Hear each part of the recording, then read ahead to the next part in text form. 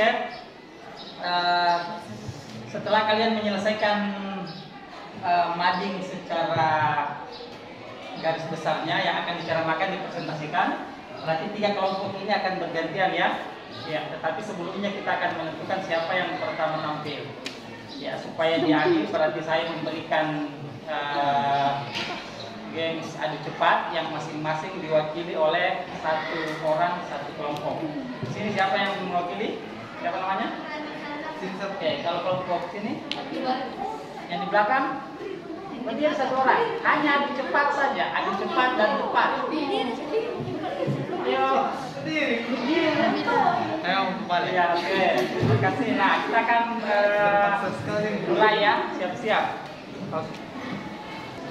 Nah, adu cepatnya adalah Pak Suparmin akan menyebutkan 1 kata, kemudian huruf terakhir dari apa yang saya sebutkan itu akan dilanjutkan menjadi kata berikutnya untuk orang yang saya tunjuk. Ya, kemudian setelah dia melanjutkan 1 kata, berarti dia berhak lagi menunjuk ke kelompok yang lain. Paham maksudnya? Misalnya saya menyebut kata meja, berarti huruf terakhirnya meja adalah A.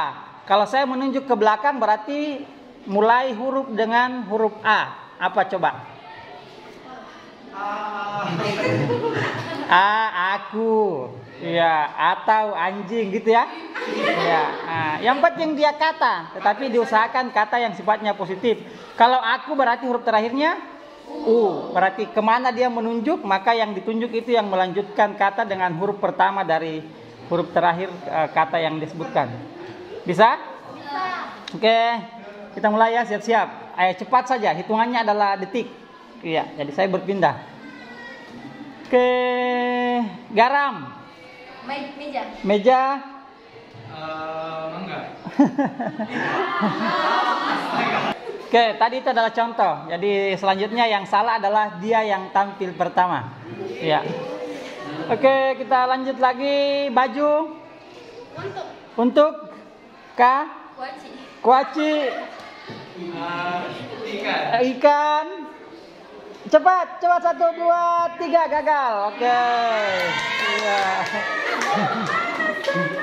Ya, berarti yang gagal yang dia harus tampil pertama. Siap-siap ya. Sisa 2. Siapa yang kita akan menentukan siapa yang kedua dan siapa yang terakhir. Oke, lemari. Ikan. Cepat. Ya, oke, terima kasih.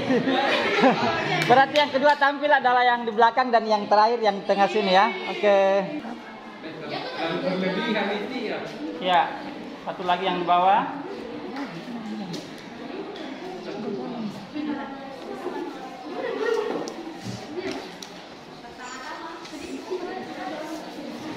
Yang lain dengarkan ya, dan boleh bertanya sebentar. Waktunya adalah 7 menit dari sekarang. Silakan.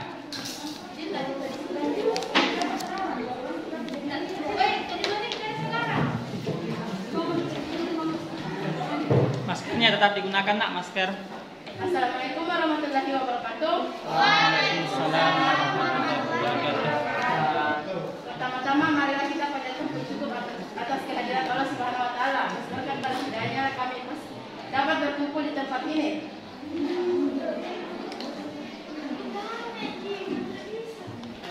Langsung saja kami dari kelompok 2 akan membawakan ceramah yang berjudul bijak dalam bermedia sosial. Langsung saja saya akan mempersilahkan teman saya Nurfadila Hidayat untuk membawakan poin pertama. Nurfadila Hidayat, baik, terima kasih. Media sosial adalah sesuatu yang dapat kita akses setiap tahun, setiap bulan, setiap hari, bahkan mungkin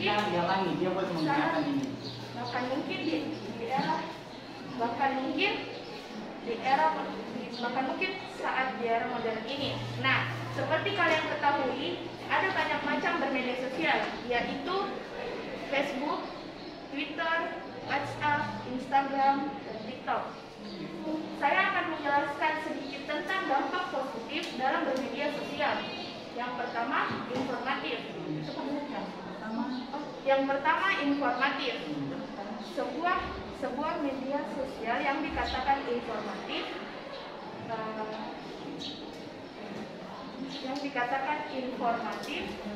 karena ada banyak hal yang dapat menjadi sebuah informasi dan dapat menjadi pembelajaran bagi tersendiri. Yang kedua, komunikasi. Sedikit tentang dampak negatif dalam media sosial. Dampak yang pertama adalah ansos. Ansos atau yang biasa dikenal dengan antisosial. Bisa dikatakan dengan menjauhkan Sosial media yang bijak. Poin pertama itu adalah menjaga intensitas komunikasi sehari-hari kita. Komunikasi merupakan aspek penting dalam membangun sebuah kepercayaan. Maka dari itu, kalau kalian memiliki seorang teman dari sosmed, ada baiknya kalian menjaga yang pertama adalah fokuslah terhadap teman atau keluarga saat sedang melakukan kegiatan bersama. Pinjam kata, simpan kata-kata smartphone di tas atau di tempat lain. Oke, saya antar dulu dia ke sana untuk perhitungan. Jadi lanjut ya videonya, nanti saya lihat hasilnya.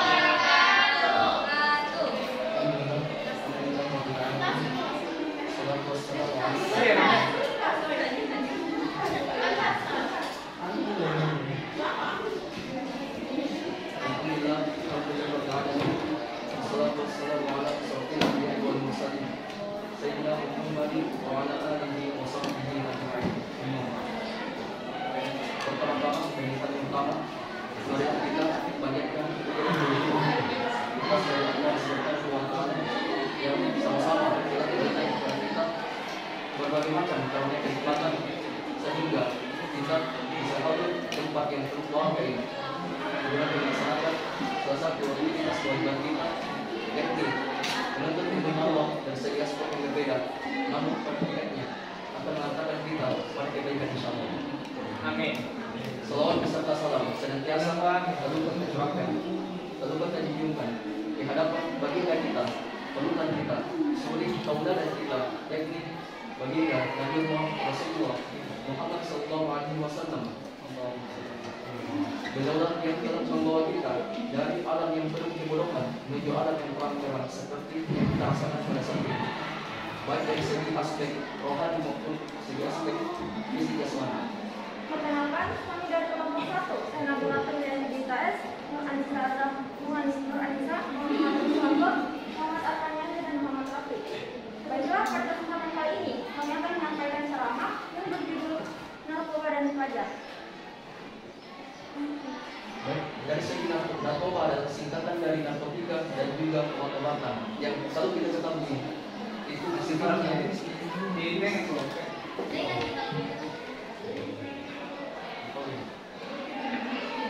baik secara definisi, narkoba itu adalah singkatan dari narkotika dan juga obat-obatan. Yang kalau kita ketahui, segala jenis obat-obatan itu pasti mengandung zat kimia. Zat kimia yang terkandung pada narkoba atau narkotika ini adalah zat kimia yang bersifat alamiah, sintetis ataupun semi-sintetis. Yang pada dasarnya, zat narkoba ini bisa menyebabkan penurunan daya tahan tubuh serta menurunkan daya rangsang pada tubuh kita. Baiklah, untuk macam-macam narkoba. Berdasarkan resiko ketergantungannya, narkotika dibagi menjadi 3 golongan. Yang pertama, narkotika golongan pertama. Jenis narkotika yang sangat berbahaya jika dikonsumsi karena dapat menimbulkan efek kecanduan. Contohnya yaitu ganja, opium, dan taman koka. Narkotika golongan kedua. Jenis narkotika yang bisa dimanfaatkan untuk pengobatan atau akan sesuai dengan anjuran atau resep dokter. Contohnya morfin, alfa-prolina. Narkotika golongan ketiga. Jenis narkotika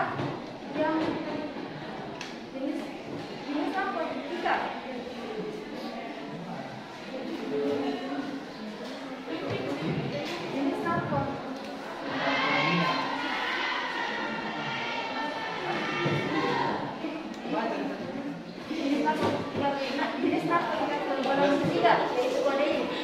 Berdasarkan bahan pembuatannya, narkotika dibagi menjadi 3 macam, yaitu narkotika jenis sintetis,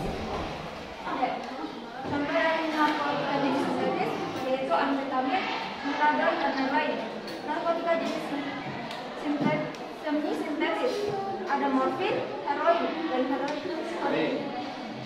Dan yang terakhir, narkotika jenis alami, ada ganja dan koka.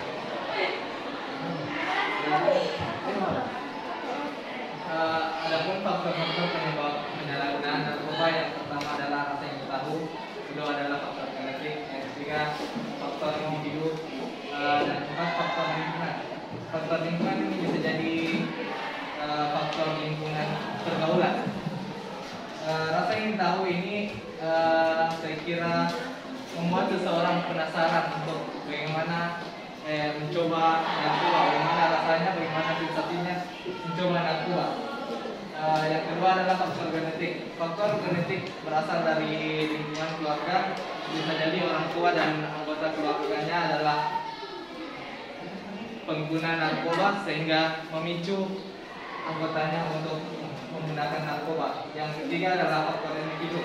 Faktor individu disebabkan oleh kurangnya literasi tentang bahaya narkoba dan kurangnya edukasi dari orang tua. Dan terakhir faktor lingkungan pertemanan. Faktor lingkungan pertemanan ini sangat penting ya, karena lingkungan pertemanan yang baik akan membentuk, ya begitulah ya.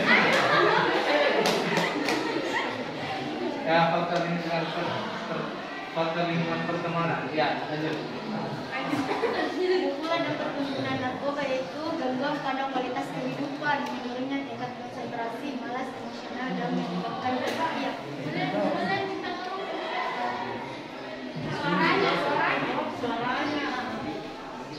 Ada pula dampak penggunaan pada narkoba yaitu gangguan pada kualitas kehidupan, menurunnya tingkat konsentrasi, malas, emosional, dan dapat menyebabkan kematian.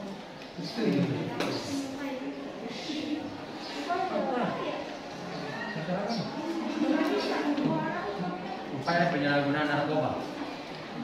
Pencegahan adalah upaya untuk membantu remaja menghindari atau mencoba menyalahgunakan narkoba dengan cara gaya. Adapun topik yang kami akan bahas adalah pergaulan bebas. Perkenalkan, nama saya selaku moderator pada kelompok kami. Adapun anggota kelompok saya, Madina Ismail, Ratu Balkis, dan Ria,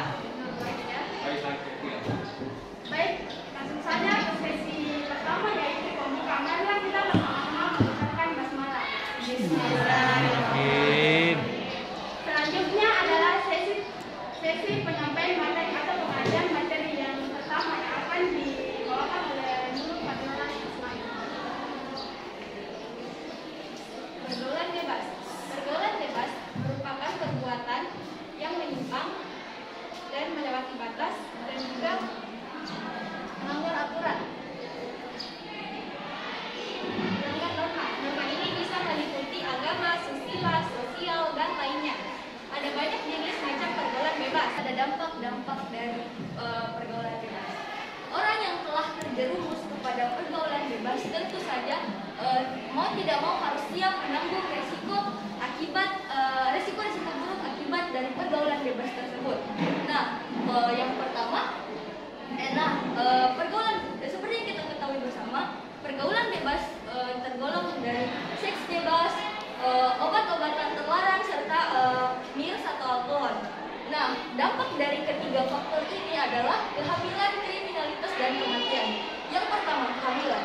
Orang yang telah melakukan seks bebas atau seks di luar nikah berpotensi besar untuk hamil di luar nikah dan akibat dan penyebab dari pergaulan bebas. Yang pertama, rendahnya kontrol dan kesadaran diri. Nah, orang yang kontrol dirinya lemah tidak dapat membedakan mana perilaku yang baik dan yang buruk. Hal ini mengakibatkan remaja berpotensi melakukan tindakan yang melanggar norma. Bahkan meskipun mereka sudah mengetahui bahwa perilaku tersebut, mereka tetap dapat melanggarnya ketika mereka tidak dapat mengembangkan kontrol diri dengan baik. Selanjutnya, faktor pendidikan baik ilmu dan akhlak sangat mempengaruhi kepribadian Oke. Cara menghindari pergaulan Bijak memilih teman. berbuat pendidikan agama.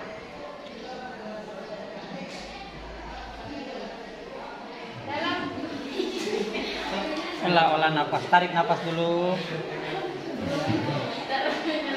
Dalam penyuluhan pada remaja perlu dibahas mengenai batas-batas penyimpangan yang masih dianggap batas-batas normal.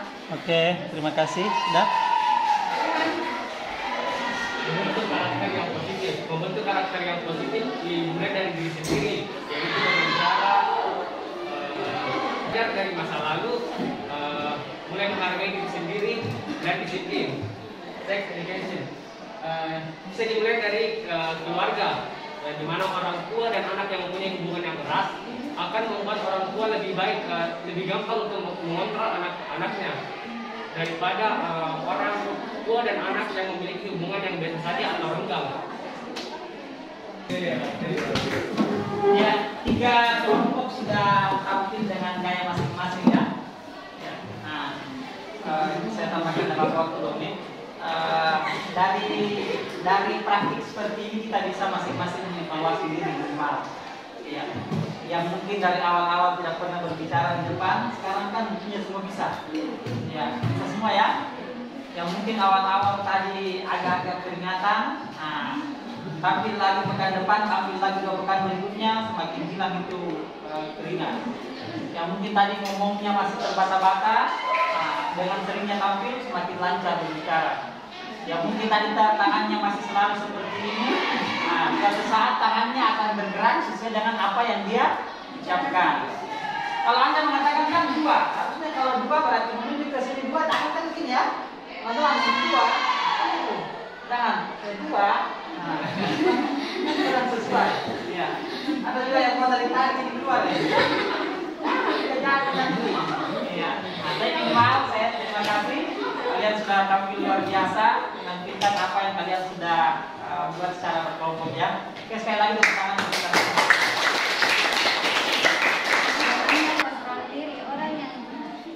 Orang yang mengontrol dirinya lemah biasanya tidak dapat menggunakan manhaj yang baik dan manhaj yang buruk. Anak dan remaja berpotensi mengalami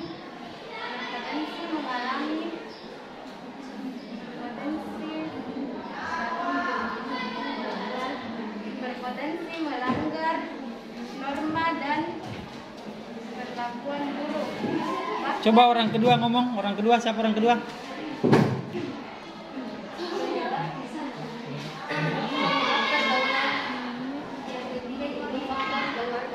Karena dalam faktor keluarga adalah faktor utama. Karena seseorang memerlukan dukungan dari keluarga, kurangnya kasih sayang dan perhatian dari orang tua dan keluarga dapat menjerumuskan seseorang ke dalam pergaulan bebas dan keluar internet. Oke, saya potong ya, tidak apa-apa ya. Bismillahirrahmanirrahim. Assalamualaikum warahmatullahi wabarakatuh. Waalaikumsalam warahmatullahi wabarakatuh. Kami dari kelompok pertama kami akan mempresentasikan kelompok kami yang berjudul pendidikan moral.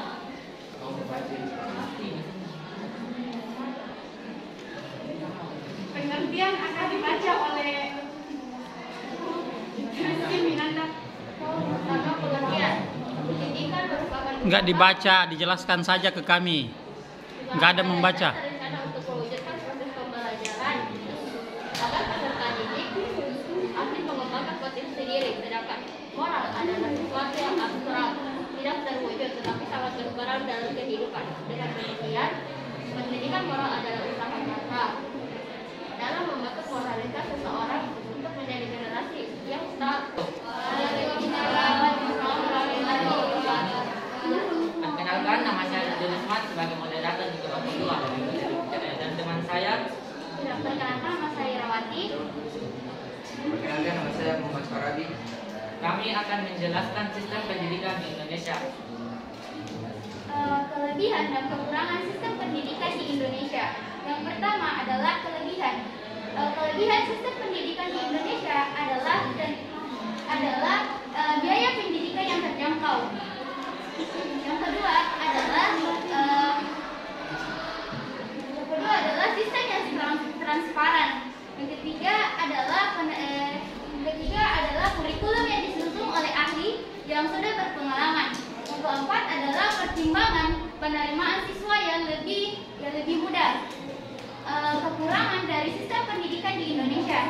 Yang pertama adalah penyebaran sarana pendidikan yang belum merata.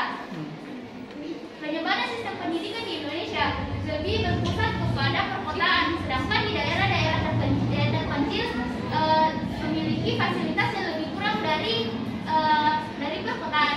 Yang kedua adalah tenaga pendidikan yang belum merata. Selanjutnya adalah di Indonesia fasilitasnya kurang. Kayak beberapa seperti buku di gudang belum lengkap, kurikulumnya yang belumnya pada kurikulum. Sekian dari kelompok kami. kurang dan laginya mohon dimaafkan jika ada beberapa kata yang salah, mohon dimaklumi.